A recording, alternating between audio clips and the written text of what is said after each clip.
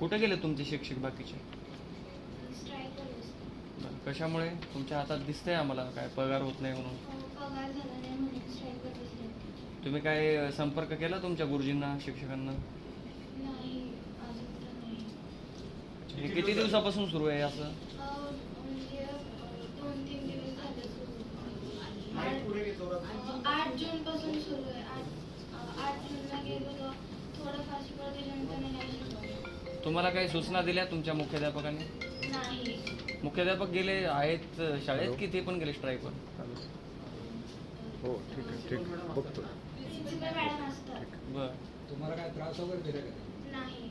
काय कोणाला बोलू नका, काय सांगू नका असं काही तुम्हाला शाळेकडून सांगितलं? नाही. कितवी शिकता तुम्ही सगळेजण? मी 8th स्टँडर्डमध्ये.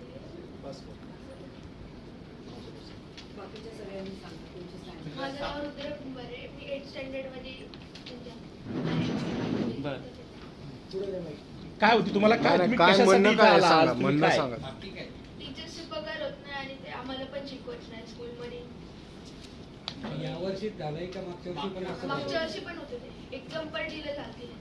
मग मागच्या वर्षीचा अनुभव आल्यानंतर पुन्हा आपण या शाळेमध्येच ऍडमिशन का घेतलं? इथेच आहे, वर्षानुवर्षी. RTO मधून होती.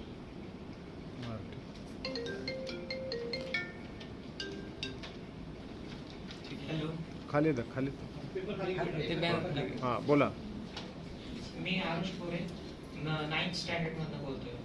तुझा काय अनुभव आहे या बाबतीत? काय शिक्षकांचा काय?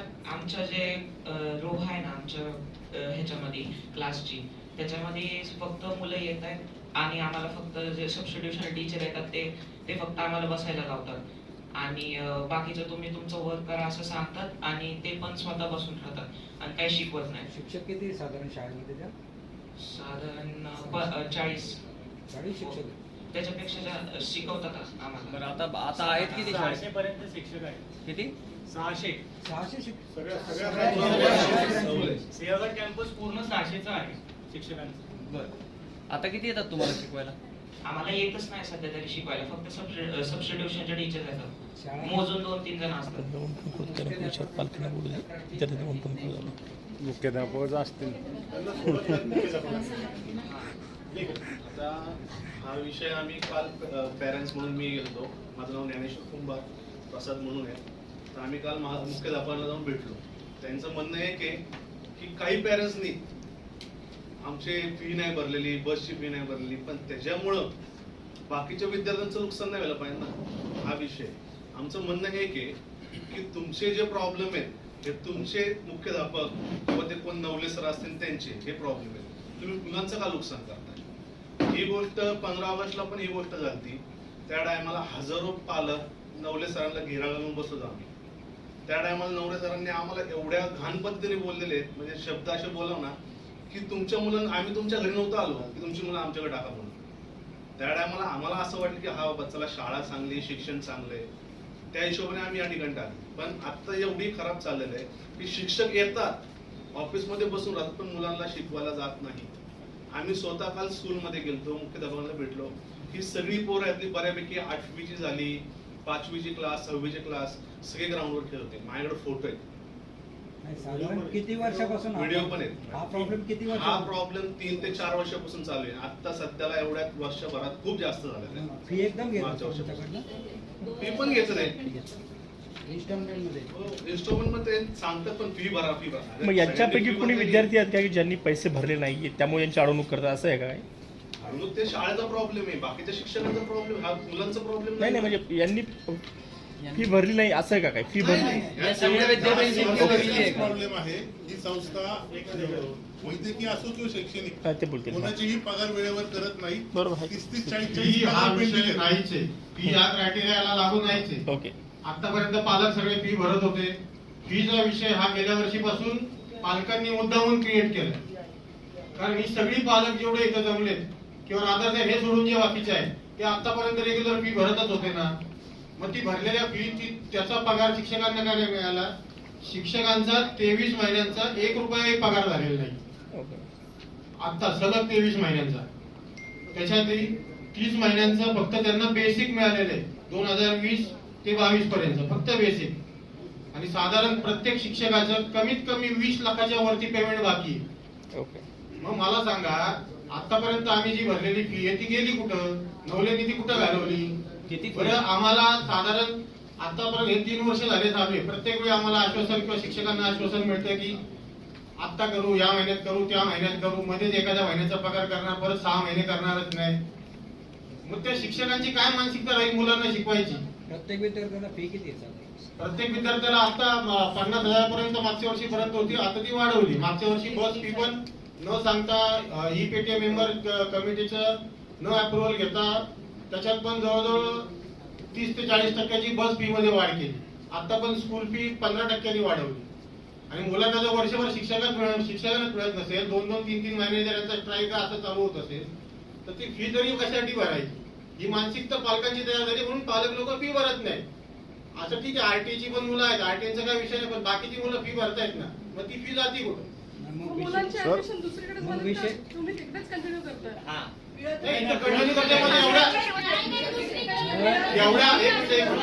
एवढ्या सगळ्या मुलांना गव्हर्नमेंटनी सोय करावी. सगळ्यांना ऍडमिशन 2-3 वर्षापासून असा प्रॉब्लेम सुरू आहे शाळेचा 2-3 वर्षापासून असा प्रॉब्लेम सुरू आहे. 3 वर्षापासून चालू आहे. गेल्या 2 वर्षापूर्वी फक्त 10च्या एक्झामच्या आधी हा चालू झालेला, तर आम्हाला वाटतं मागच्या वर्षी तो सॉल्व्ह होईल. आता या वर्षी पहिल्या दिवसापासून बसच्या काकांचा मावशांचा प्रॉब्लेम चालू झाला. त्याचा कुठं फॉलोअप नाही घेतला तर परत टीचर लोकांचं चालू झालं आणि ऍडमिशन मिळत नाही. समजा तुम्हाला इथे ऍडमिशन नाही मिळालं तर दुसरीकडे तुम्ही आपण खाली जाऊन करूयात काहीतरी करत असं कसं नाही, साधारण ऍज पालक म्हणून आपण काय बघतो की शाळा आपल्या जवळ पाहिजे, इन्फ्रास्ट्रक्चर चांगलं पाहिजे, ह्या बाकी सगळ्या गोष्टी आहेत.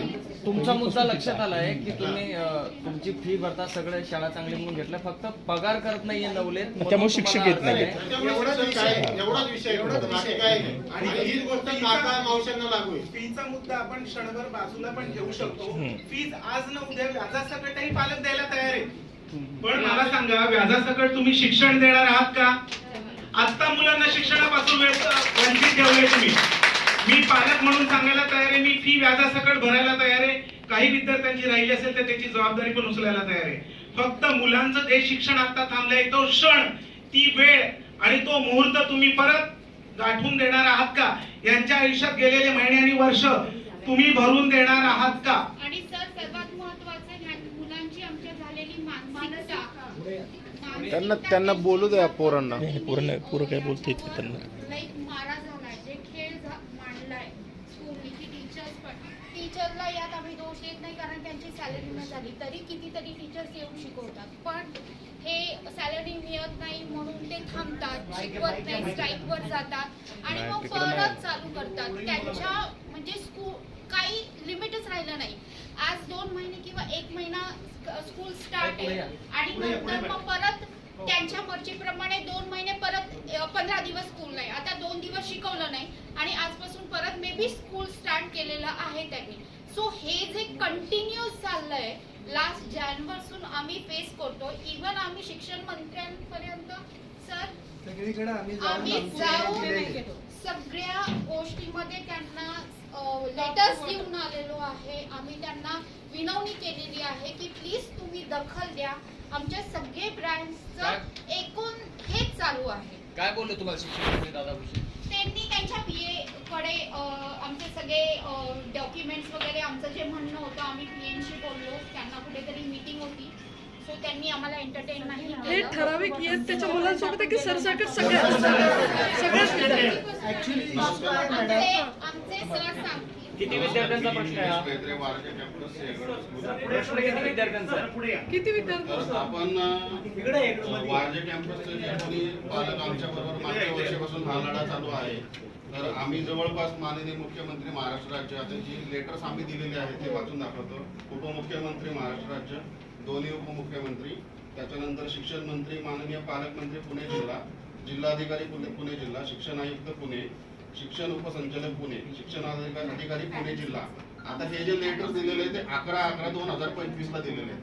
आज तागायत कुठल्याही या ऑथॉरिटीने कुठलीही ऍक्शन शाळेसंदर्भामध्ये घेतलेली नाहीये. आज जरी हा प्रॉब्लेम आपल्याला दिसत असेल तरी मागच्या 4 वर्षापासून आम्ही लढतोय आणि 4 वर्षांमध्ये आम्हाला जेव्हा कळालं की आता नवले सरकार आमच्या गोष्टींना भीक घालत नाहीत, तेव्हा आम्ही मग हा जो गोष्ट आहे ही जी लेटर्स आहे ऑथॉरिटींना लेटर्स द्यायला चालू केले. हे लेटर्स दिल्यानंतर आम्हाला अपेक्षा होती की शिक्षण मंत्री, मुख्यमंत्री, उपमुख्यमंत्री हे जे कोणी ऑथॉरिटी आहेत ते काहीतरी एक ऍक्शन्स घेतील, पण याच्यापैकी कुठलीच ऍक्शन्स त्यांनी घेतलेली नाही. सांगितलं की 21 महिन्यापासून तुमचा पगार झालेला नाही, कधीतरी अनियमित एखाद्या महिन्याचा पगार वगैरे होतो. हा पगार तुमचा म्हणजे अकाउंटवर जमा होतो की कसं कॅश दिलं? शिक्षक नाही सर, मी पालक शिक्षक कोणीच नाही. ऐका ना, पालकांचं या पुढचं काय करणार आहात तुम्ही? म्हणजे आता प्रेस तर घेतली आहात, पण पुढे काही मोर्चा किंवा असं काही करणार आहात का? आम्ही आता ऑलरेडी याच्यात दाखवलं तसं आम्ही CBSE ला पण आमचा ग्रीव्हन्स नोंदवलाय. जे शिक्षण क्षेत्रासंबंधी आम्हाला पण कुणाकडे रिस्पॉन्स होत नाही. म्हणजे CBSE ला महाराष्ट्रात कोण वालीच नाही असं झालं. अशी परिस्थिती. शिक्षण मंत्र्यांच्या जर काही याला व्हॅल्यू नसेल तर मग आम्ही दात कुणाकडे मागायची, त्यासाठी आम्ही तुमच्याकडे आलोय.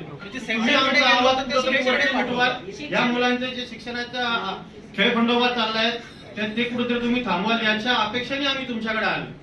तुम्हीच आम्हाला गायडन्स करायचा पुढे आम्ही काय करायचं. आणि 8वी 9वी आहे ना, त्यांना ऍडमिशन दुसरीकडे मिळत नाही. हा विषय आहे. एकदा CBSE तुम्ही गेले ना, दुसरीकडे ऍडमिशन घेता येत नाही, रजिस्ट्रेशन झालेलं असतं. आयत्या वेळेला 10वीच्या मुलांचं रजिस्ट्रेशन CBSE ला झालेलं असतं. आयत्या वेळेला ऍडमिशन कसं घेणार? मिळत नाही, त्यासाठी वेगळी प्रोसिजर करावी लागते. तुम्ही विचारलं आम्हाला की तुम्ही याच्यावर काय ऍक्शन घेतली, तर आम्ही प्रिन्सिपलला जाऊन स्कूलमध्ये परवा पेरेंट्स भेटून आलो. त्याच्यानंतर मी स्वतः 4च पेरेंट्स बरोबर नवले सरांना पण भेटून आली. तर सर आम्हाला त्या दिवशी असं म्हटले की मी सोमवारी जातीने येतो आणि लक्ष घालतो, सगळं सुरळीत होईल, मुलांचं नुकसान होणार नाही, असं शब्द दिला होता सरांनी आम्हाला. पण आता सोमवारचा मंगळवार गेला, आज बुधवार झालाय, अजूनही कोणी त्याच्यात लक्ष घालत नाहीये आणि मुलांची मानसिकता खूप खराब होते. म्हणजे 9वी 10वीचे स्टुडंट तुम्ही बघत असाल इथे बसलेत मुंबईसाठी. मी एक व्हिडिओ दाखवू 10वीच्या मुलांचा. 10वीचा वर्ग आहे. ऍक्च्युली आपल्या सगळ्यांना एक महत्त्वाची गोष्ट लक्षात घेण्याची आज इथे गरज आहे की या शाळेमध्ये जो काही प्रकार चाललेला आहे तो मॅनेजमेंट शिक्षकांच्या खांद्यावर, शिक्षक मुलांच्या खांद्यावरती, हे फक्त टोलवाटोलवीचं काम चालू आहे. इथे कोणीही कुठल्याही प्रकारे ठोस निर्णय घ्यायला पुढे येत नाहीये. आज जर नवले सरांना ही गोष्ट 3 वर्षापासून लक्षात येते की आपल्याकडनं या अडचणी होत आहेत, तर नवले सरांनी आजपर्यंत कुठल्याही प्रकारचं विद्यार्थ्यांचं शैक्षणिक नुकसान होणार नाही या गोष्टींवरती का काम केलं नाही? आपण पत्रकार बंधू आहात सगळेजण, तुम्हाला माहिती आहे की सतत या संस्थांमध्ये वेगवेगळ्या ठिकाणी आत्महत्या होत आहेत, लोक सुसाईड करतायत, खूप सारे प्रकार झाले. आज त्या शिक्षकांच्या अडचणी जर बघितल्या, कारण आज अडचण अशी आहे की शिक्षक पुढे येऊन बोलायला तयार नाहीये, कारण त्यांना भीती आहे आमचं जे आतापर्यंतची सॅलरी होती ती सॅलरी आम्हाला मिळणार नाही, कारण इकडे धमक्या देणं बरेच प्रकार होतात. पण पुढे येऊन बोलणार कोण, बोलायचं कुणी? आज जेव्हा उद्या दुसरी बाजू अशी आहे की शिक्षकांना कदाचित त्यांचा पगार मिळेल, पण आमच्या मुलांचं रोजच्या दिवसाचं झालेलं शैक्षणिक नुकसान, आज मुलांचं मानसिक खच्चीकरण चाललेलं आहे, याला कोण जबाबदार आहे? मुलांच्या मानसिकतेवरती कोणीच बोलायला तयार नाहीयेत आणि हे लोक फक्त AC मध्ये बसून आश्वासनं देत आहेत. कुठलाही शिक्षण मंत्री या शिक्षण मंत्र्यांना दिसत नाही. मुख्यमंत्र्यांना एका मुलीला मुलाखत द्यायला वेळ मिळतो. आज 6000 मुलांच्या शिक्षणाचा प्रश्न आहे. काय झोपा करतात का ही लोक? कसले शो करतायत? यांचे रोजचे रोड शो बघून घ्या. यांना इतर सगळ्या गोष्टींना वेळ आहे, यांना शिक्षणाकडे लक्ष द्यायला वेळ नाही.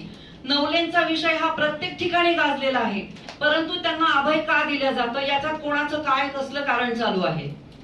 या सगळ्यावरती आपण पत्रकार बंधू जर सोबत राहिला तर डेफिनेटली आपल्या मुलांना न्याय मिळेल.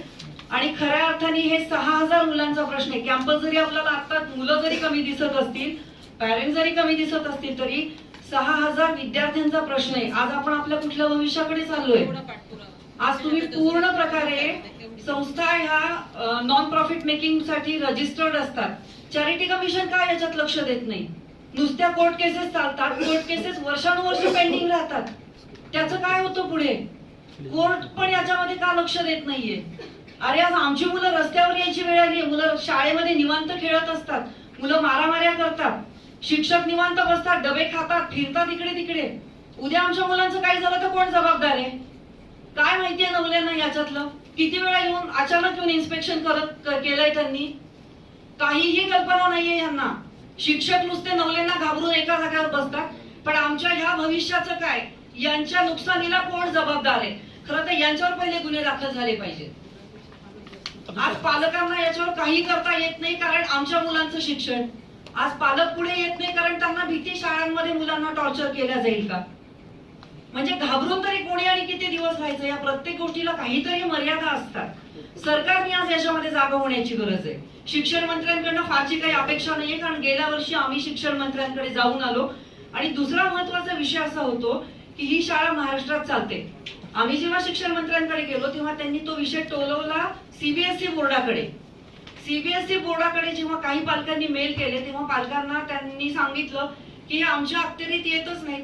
मग वर्षानुवर्ष आम्ही नुसते मेल करायचे आणि वाट बघत बसायची. त्या मेलला उत्तर कोण देणार? महाराष्ट्रामध्ये हजारो बोर्ड आलेत. आयसीएसई बोर्ड आहे, सीबीएसई आहे, आयबी बोर्ड आहे, अजून काही. पण या कुठल्याही बोर्डाची ऑफिसेस आपल्याकडे नाहीयेत. आपल्याला जर अडचण आली तर आपण कुठे जायचं? कायद्यामध्ये बदल करण्याची गरज आहे. आज कायदा इतका वीक करून ठेवलाय की हा कायदा पूर्ण संस्था चालकांच्या बाजूनी आहे. कारण संस्था चालकांचे आणि सरकारचे लागेबांधे होतात. पालक 1 रुपया देऊ शकत नाही, म्हणजे आम्ही कोर्टात सुद्धा जाऊ शकत नाही, कारण आम्हाला आमच्या मुलांचं शिक्षण महत्वाचं आहे. आज आम्ही कमवायचं कशासाठी? सरकार फक्त खाजगी शाळा वाढवतायत. दरवर्षी खाजगीकरण चाललंय. अरे तुम्ही कधी जागे होणार आहात? शाळा फक्त पैसे कमवण्यासाठी चालू झाली. सगळं प्रॉफिट मेकिंग आहे. नॉन प्रॉफिट मेकिंग हा फक्त शब्द आहे, पण इथे धंदे वाढतायत यांचे. दरवर्षी किती प्रॉफिट वाढते बघा. यांचा अकाउंट कोण बघतंय? ऑडिट रिपोर्ट कुठे आहेत? किती शाळा बंद रोज नवनवीन कंप्लेंट्स आहेत, वेगवेगळ्या कंप्लेंट्स येत आहेत, पण शिक्षण विभागाकडे काही उत्तरच नाहीये. सीबीएसई म्हणतं याच्यामध्ये सुमोटो केस का नाही दाखल होत? एसएससी बोर्डाला फक्त हे कायदे लागू होतात. सीबीएसई बोर्ड, आयसीएसई बोर्ड या शाळांमध्ये धक्कादायक गोष्ट म्हणजे आपले अधिकारी जर गेले तर त्यांना गेटच्या बाहेर उभं केलं जातं. अधिकाऱ्यांना, सरकारी अधिकाऱ्यांना. तुम्ही महाराष्ट्रामध्ये हजारो प्रकारचे बोर्ड इथे आणून ठेवले. तुम्ही बोर्ड म्हणजे काय असतं तर तुमचं सॉफ्टवेअर असतं. मग आज लोक म्हणतात की शाळांच्या मान्यता रद्द करा, त्या पण केल्या जात नाही. किती रद्द करण्याचे प्रस्ताव मंत्रालयात जाऊन पडलेले आहेत. याच्यावर कोण एक तरी शाळा रद्द झाली का? तुम्ही सगळे बघत असाल. आम्ही गेल्या 4 वर्षापासून फॉलोअप घेतोय. इलिगल शाळांची माहिती द्या. दरवर्षी त्याच शाळा काय येतात? कारण त्याच्यामध्ये परत पुढच्या वर्षी पालकांकडनं फीस वाढवायची आणि दंड जो सरकारला भरायचा आहे तो भरतात की नाही तेही माहिती नाही. पण तो जो दंड भरायचा आहे तो कुठून येतो? आमच्या पालकांच्या खिशात येतो. अरे का झोपले ते शिक्षण मंत्री? ह्यांना नुसते पळवापळवीमध्येच त्यांची वेळ चालले. आपण खाली बाईट करू. सीएमनी इथे जागा होण्याची वेळ आलेली आहे. आमची शिक्षण मंत्र्यांकडनं काहीही अपेक्षा नाही, कारण ते काही करणार नाहीये. तुम्ही बोला खाली. शिक्षण मंत्र्यापासून तर वरपासून तर शेवटपर्यंत आम्ही सर्वांपर्यंत आम्ही